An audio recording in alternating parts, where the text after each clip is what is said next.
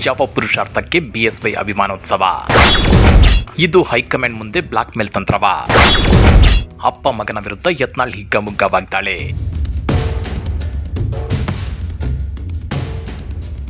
ಕರ್ನಾಟಕ ಬಿಜೆಪಿಯಲ್ಲಿ ಈಗ ಅಭಿಯಾನದ ಹೆಸರಲ್ಲಿ ದೊಡ್ಡ ಯುದ್ಧವೇ ಶುರುವಾಗಿದೆ. ಮೇ 9ರಂದು ಚಿತ್ರದುರ್ಗದಲ್ಲಿ ನಡೆಯಲಿರುವ ಬಿಎಸ್ವೈ ಅಭಿಮಾನೋತ್ಸವ ಈಗ ಸ್ವಪಕ್ಷದ ನಾಯಕರ ಕೆಂಗಣ್ಣಿಗೆ ಗುರಿಯಾಗಿದೆ. ಯಾವ ಪುರುಷಾರ್ಥಕ್ಕೆ ಈ ಉತ್ಸವ ಅಂತೇಳಿ ಖುದ್ದು ಬಿಜೆಪಿಯಿಂದ ಉಚ್ಚಾಟನೆಗೊಂಡಿರೋ ಶಾಸಕ ಯತ್ನಾಳ್ ಗುಡುಗಿದ್ದಾರೆ. ಇದು ಕೇವಲ ಹುಟ್ಟು ಹಬ್ಬದ ಸಂಭ್ರಮನ ಅಥವಾ ಹೈಕಮಾಂಡ್ ಮುಂದೆ ಅಪ್ಪ ಮಗ ನಡೆಸ್ತಿರೋ ಬ್ಲಾಕ್ ಮೇಲ್ ತಂತ್ರನ ಅಂತೇಳಿ ಯತ್ನಾಳ್ ಪ್ರಶ್ನೆ ಮಾಡಿದ್ದಾರೆ. ಹಾಗಾದ್ರೆ ಯತ್ನಾಳ್ ಮಾತಿನ ಮರ್ಮವೇನೋ? ಆ ಕುರಿತ ಇನ್ಸೈಡ್ ಮಾಹಿತಿಯನ್ನ ಬಿಚ್ಚಿಡ್ತೇವೆ. ಆದ್ರೆ ಅದಕ್ಕಿಂತ ಮೊದಲು ಹಲೋ ಕನ್ನಡ ಯೂಟ್ಯೂಬ್ ಚಾನೆಲ್ ಅನ್ನ ಸಬ್ಸ್ಕ್ರೈಬ್ ಮಾಡ್ಕೊಳ್ಳಿ. ಹಾಗೇನೇ ಪಕ್ಕದಲ್ಲಿರೋ ಬೆಲ್ ಬಟನ್ ಅನ್ನು ಪ್ರೆಸ್ ಮಾಡಿ. ರಾಜ್ಯದಲ್ಲಿ ಬರಗಾಲ ಇದೆ. ಜನರ ಸಂಕಷ್ಟಗಳು ಸಾಕಷ್ಟಿವೆ. ಇಂತಹ ಹೊತ್ತಿನಲ್ಲಿ ಕೋಟ್ಯಾಂತರ ರೂಪಾಯಿ ಖರ್ಚು ಮಾಡಿ 10 ಲಕ್ಷ ಜನರನ್ನ ಸೇರಿಸಿ ಅಭಿಮಾನೋತ್ಸವ ಮಾಡೋ ಅಗತ್ಯವೇನಿದೆ? ಇದು ಸಾರ್ವಜನಿಕರ ಪ್ರಶ್ನೆಯೂ ಹೌದು, ಯತ್ನಾಳ್ ಅವರ ಆಕ್ರೋಶವೂ ಹೌದು. 83ರ ಹರಿಯದ ಯಡಿಯೂರಪ್ಪನವರಿಗೆ ಗೌರವ ಸಲ್ಲಿಸೋದು ನೆಪ ಮಾತ್ರ. ಆದ್ರೆ ಇದರ ಅಸಲಿ ಉದ್ದೇಶ ಮಗ ವಿಜಯೇಂದ್ರ ಅವರಿಗೆ ರಾಜಕೀಯ ನೆಲೆ ಗಟ್ಟಿ ಮಾಡಿಕೊಡೋದು ಅನ್ನೋದು ಈಗ ಗುಟ್ಟಾಗಿ ಉಳಿದಿಲ್ಲ. ರಾಜಕೀಯ ವಿಶ್ಲೇಷಕರ ಪ್ರಕಾರ ಈ ಸಮಾವೇಶ ದೆಹಲಿಯ ನಾಯಕರಿಗೆ ಬಿಎಸ್ವೈ ನೀಡ್ತಿರೋ ದೊಡ್ಡ ವಾರ್ನಿಂಗ್ ಅಂದ್ರೆ ತಪ್ಪಾಗಲಾರದು. ನನ್ನನ್ನ ಸೈಡ್ಲೈನ್ ಮಾಡಿದ್ರೆ ಲಿಂಗಾಯತ ಮತಗಳು ಕೈ ತಪ್ಪುತ್ತವೆ. ನನ್ನ ಮಗನಿಗೆ ಪೂರ್ಣ ಅಧಿಕಾರ ನೀಡದಿದ್ರೆ ರಾಜ್ಯದಲ್ಲಿ ಬಿಜೆಪಿ ಅಸ್ತಿತ್ವಕ್ಕೆ ಧಕ್ಕೆ ಬರುತ್ತೆ. ಹೀಗೆ ಶಕ್ತಿ ಪ್ರದರ್ಶನದ ಮೂಲಕ ಹೈಕಮಾಂಡ್ ಮೇಲೆ ಒತ್ತಡ ಹೇರೋಕೆ ಈ ಅಭಿಮಾನೋತ್ಸವವನ್ನ ಒಂದು ಅಸ್ತ್ರವಾಗಿ ಬಳಸಿಕೊಳ್ತಿದ್ದಾರಾ ಅನ್ನೋ ಅನುಮಾನ ದಟ್ಟವಾಗಿದೆ. ಇದೇ ವಿಚಾರವಾಗಿ ರಿಯಾಕ್ಟ್ ಮಾಡಿರೋ ಶಾಸಕ ಯತ್ನಾಳ್, ಕರ್ನಾಟಕದಲ್ಲಿ ಜನರ ಭಾವನೆಗಳನ್ನ ಗುರುತಿಸಲಾಗದಷ್ಟು ಬಿಜೆಪಿ ಹೈಕಮಾಂಡ್ ದುರ್ಬಲವಾಗಿದೆ ಅಂತ ನನಗನ್ನಿಸುತ್ತದೆ ಅಂತ ಹೇಳಿದ್ದಾರೆ. ಜೊತೆಗೆ ಬಿವೈ ವಿಜಯೇಂದ್ರ ಅವರನ್ನ ತೆಗೆದುಹಾಕಿ ಹಿಂದುತ್ವ ಅಭಿವೃದ್ಧಿ ಪರ ಕೆಲಸ ಮಾಡುವ ಬೇರೆ ನಾಯಕನಿಗೆ ನಾಯಕತ್ವ ಕೊಟ್ರೆ ಕರ್ನಾಟಕದಲ್ಲಿ ಬಿಜೆಪಿ ಅಧಿಕಾರಕ್ಕೆ ಬರುತ್ತೆ. ಇದೇ ಯಡಿಯೂರಪ್ಪ ವಿಜಯೇಂದ್ರ ಅವರೇ ಮುಂದುವರೆದ್ರೆ ಬಿಜೆಪಿ ಕರ್ನಾಟಕದಲ್ಲಿ ಮತ್ತೆ ಮಣ್ಣು ಮುಕ್ಕುತ್ತೆ ಅಂತ ಹೇಳಿದ್ದಾರೆ. ಇಂಟ್ರೆಸ್ಟಿಂಗ್ ಸಂಗತಿ ಏನಂದ್ರೆ ಯಡಿಯೂರಪ್ಪನವರ ಕುಟುಂಬ ಇದೀಗ ಫ್ಯಾಮಿಲಿ ಪಾಲಿಟಿಕ್ಸ್ ಇಳಿದಿದೆ. ಯಡಿಯೂರಪ್ಪನವರ ಕುಟುಂಬದಲ್ಲಿ ಮತ್ತೆ 3 ರಾಜಕೀಯಕ್ಕೆ ಬರಲು ತಯಾರಾಗಿದ್ದಾರೆ. ಬಿವೈ ರಾಘವೇಂದ್ರ ಪುತ್ರ ಯುವ ಮೋರ್ಚಾ ಅಧ್ಯಕ್ಷರಾಗಿದ್ದಾರೆ. ವೀರಶೈವ ಮಹಿಳಾ ಘಟಕದ ಅಧ್ಯಕ್ಷೆ ಉಮಾ ಆಗಿದ್ದಾರೆ. ಇವರ ಕೊಡುಗೆ ರಾಜ್ಯಕ್ಕೆ ಏನಿದೆ ಅಂತೇಳಿ ಯತ್ನಾಳ್ ಪ್ರಶ್ನೆ ಮಾಡಿದ್ದಾರೆ. ಚಿತ್ರದುರ್ಗದಲ್ಲಿ ಬಿಜೆಪಿ ಅಭಿಮಾನೋತ್ಸವದ ಅವಶ್ಯಕತೆ ಏನಿತ್ತು?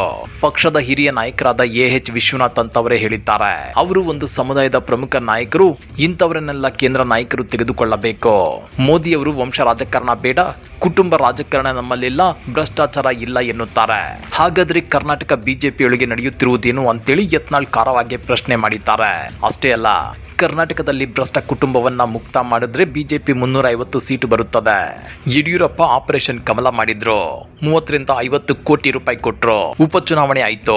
ಬಾಗಲಕೋಟೆ ಎಲೆಕ್ಷನ್ ಜನರ ತೀರ್ಪಲ್ಲ. ಬಾಗಲಕೋಟೆಯಲ್ಲಿ ಜಾತಿ ಆಧಾರದ ಮೇಲೆ ಲಿಂಗಾಯತರಿಗೆ, ಬ್ರಾಹ್ಮಣರಿಗೆ 10,000 ರೂಪಾಯಿ ಕೊಟ್ರು. ಹಿಂದುಳಿದ ವರ್ಗದವರಿಗೆ 5,000 ಕೊಟ್ರು. ಒಂದು ಬೂತ್ಗೆ 25 ಲಕ್ಷ ಹಂಚಿದ್ದಾರೆ ಅಂತೇಳಿ ಯತ್ನಾಳ್ ಗಂಭೀರ ಆರೋಪ ಮಾಡಿದ್ದಾರೆ. ಇನ್ನ ಅಪ್ಪ ಮಗನಿಗೆ ಮಲ್ಲಿಕಾರ್ಜುನ್ ಖರ್ಗೆ, ಪ್ರಿಯಾಂಕ್ ಖರ್ಗೆ ಅಪ್ಪ ಮಗನ ವಿರುದ್ಧ ಮಾತನಾಡುವ ಧೈರ್ಯವಿಲ್ಲ. ಉಪಚುನಾವಣೆಯಲ್ಲಿ ಸೋತರು ಸ್ವಲ್ಪವೂ ದುಃಖ ಪಡದೆ ಬಿಜೆಪಿ ಆಫೀಸಲ್ಲಿ ಪಶ್ಚಿಮ ಬಂಗಾಳ ಎಲೆಕ್ಷನ್ ಗೆದ್ದ ಸಂಭ್ರಮಾಚರಣೆ ಮಾಡಿದ್ರು. ಬೇರೆ ರಾಜ್ಯಗಳಲ್ಲಿ ಹಲವು ಬಿಜೆಪಿ ಮುಖ್ಯಮಂತ್ರಿಗಳಿದ್ದಾರೆ. ಯಾರಾದ್ರೂ ಈ ರೀತಿ ಸಂಭ್ರಮಾಚರಣೆ ಮಾಡುತ್ತಾರಾ ಹೇಳಿ? ರಾಜ್ಯಾಧ್ಯಕ್ಷ ಬದಲಾವಣೆ ಆಗುತ್ತದೆ ಅಂತ ಅವರಿಗೆ ಖಚಿತವಾಗಿದೆ. ಹೀಗಾಗಿ ಯಡಿಯೂರಪ್ಪ ಸಂಭ್ರಮಾಚರಣೆ ಮಾಡುತ್ತಾರೆ. ನಮ್ಮ ಹಿಂದೆ ಲಿಂಗಾಯತರಿದ್ದಾರೆ ಅಂತ ತೋರಿಸಿಕೊಳ್ಳಲು ಹೈಕಮಾಂಡ್ ಮುಂದೆ ಬ್ಲಾಕ್ ಮೇಲ್ ಮಾಡಲು ಈ ಅಭಿಮಾನೋತ್ಸವ ಮಾಡುತ್ತಿದ್ದಾರೆ. ವಿಜಯೇಂದ್ರಗೆ ದಮ್ಮಿಲ್ಲ. ವಿಧಾನಸೌಧದೊಳಗೆ ರೈತರ ಬಗ್ಗೆ, ರಾಜ್ಯದ ಜನತೆ ಬಗ್ಗೆ ಮಾತನಾಡಿದ್ದಾರೆಯೇ ಅಂತೇಳಿ ಯತ್ನಾಳ್ ಟೀಕಾ ಪ್ರಹಾರ ನಡೆಸಿದ್ದಾರೆ. ಯತ್ನಾಳ್ ಅವರ ಈ ಮಾತಿನ ಹಿಂದೆ ದೊಡ್ಡ ಮರ್ಮವೇ ಅಡಗಿದೆ. ರಾಜ್ಯದಲ್ಲಿ ಬಿಜೆಪಿಯನ್ನ ಒಂದು ಕುಟುಂಬದ ಹಿಡಿತದಿಂದ ಬಿಡಿಸದಿದ್ರೆ ಪಕ್ಷಕ್ಕೆ ಭವಿಷ್ಯವಿಲ್ಲ ಅನ್ನೋದು ಅವರ ವಾದ. ಭ್ರಷ್ಟಾಚಾರದ ಆರೋಪಗಳು ಮತ್ತು ಕುಟುಂಬ ಕೇಂದ್ರಿತ ನಿರ್ಧಾರಗಳು ಬಿಜೆಪಿಯ ವರ್ಚಸ್ಸನ್ನ ಕುಂದಿಸುತ್ತಿವೆ ಅನ್ನೋ ಕಹಿ ಸತ್ಯವನ್ನ ಯತ್ನಾಳ್ ನೇರವಾಗಿ ಹೇಳ್ತಿದ್ದಾರೆ. ಇದು ಕೇವಲ ಯತ್ನಾಳ್ ಅವರ ವೈಯಕ್ತಿಕ ದ್ವೇಷವೋ ಅಥವಾ ಹೈಕಮಾಂಡ್ನ ಒಂದು ವಿಭಾಗದ ಧ್ವನಿಯೋ ಅನ್ನೋ ಚರ್ಚೆ ನಡೆಯುತ್ತಿದೆ. ಅದೇನೇ ಇರಲಿ, ಚಿತ್ರದುರ್ಗದ ಈ ಸಮಾವೇಶ ಕೇವಲ ಅಭಿಮಾನದ ಪ್ರದರ್ಶನವಾಗಿ ಉಳಿದಿಲ್ಲ. ಇದು ಕರ್ನಾಟಕ ಬಿಜೆಪಿಯ ಒಳಗಿನ ಬಿರುಕನ್ನ ಬೀದಿಗೆ ತಂದಿದೆ. ಯಡಿಯೂರಪ್ಪನವರ ಪವರ್ ಪ್ಲೇಗೆ ದೆಹಲಿ ನಾಯಕರು ಮಣಿತಾರಾ ಅಥವಾ ಯತ್ನಾಳ್ ಅವರ ಕುಟುಂಬ ಮುಕ್ತ ಬಿಜೆಪಿ ಅಭಿಯಾನಕ್ಕೆ ಜಯ ಸಿಗುತ್ತಾ? ನಿಮಗೇನನ್ಸುತ್ತೆ? ಬಿಎಸ್ವೈ ಅಭಿಮಾನೋತ್ಸವಕ್ಕೆ ನಿಮ್ಮ ಬೆಂಬಲ ಇದೆಯಾ ಅಥವಾ ಯತ್ನಾಳ್ ಮಾತು ಸರಿ ಅನ್ಸುತ್ತಾ? ಕಮೆಂಟ್ ಮಾಡಿ, ವಿಡಿಯೋ ಲೈಕ್ ಮಾಡಿ, ಶೇರ್ ಮಾಡಿ.